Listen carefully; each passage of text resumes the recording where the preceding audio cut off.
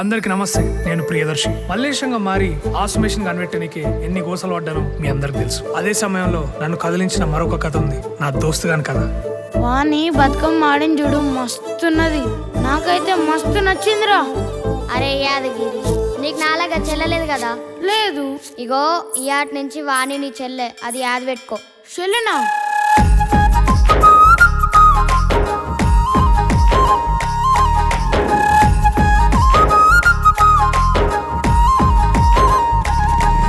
చీరగానే డబ్బులు ఇస్తానన్నాడు, తప్పించుక తిరుగుతాడు. ఇట్లనే ఉంటుందా మర్యాద? ఓ సేట్ సంఖ్య నాకు పో, పైసలు ఇస్తాడేమో. అరే సూరే, ఇడీకా నుంచి ఇన్నే పని చేస్తాడు, ఇది చూడుండ్రి.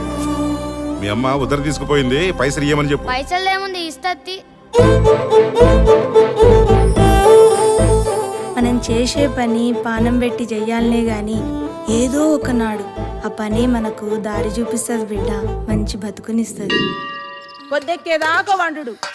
లేవమేమే. ఎంత చక్కగుందిరా, బంతిపూ లెక్క. అవు పోయిన తాప ఇట లేకుండే. ఏమో కానీ ఆడవాళ్ళు ఎప్పుడు ఒక రకంగా ఉండరు.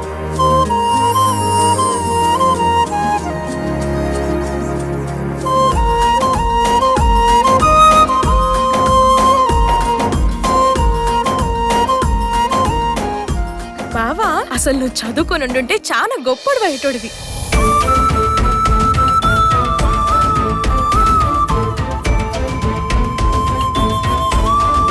నువ్వేమో పోర్న్ ఎత్కరా అంటావు, ఈడేమో మాల్ ఎత్కరా అంటాడు.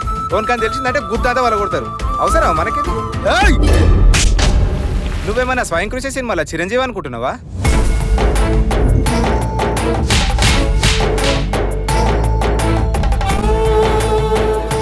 ఇంకెంతమంది ఊరేసుకొని వస్తారు మన ఊర్లో, అర్థమైతలే. ఒక్కసారి వదిలే అన్న. ఎన్నిసార్లు తిరగాల నీ ఇంటి చుట్టూ?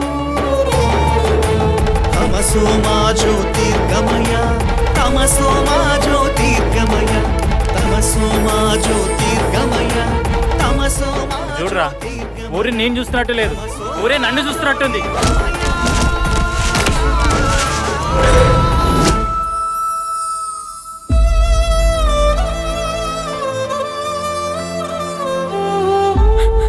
ఎట్లున్నావు, నేను ఎట్లున్నా? ఓ పెళ్లి చేసుకోపో. ప్రేమంటే ఇంతేనా బావా? నేను బతుకుడు కాదు, నా బతుకేందో తెలవాలి. అది సంగతి. అసలు కదా ముందున్నది. నడురి, పోచంపల్లి పోదాం.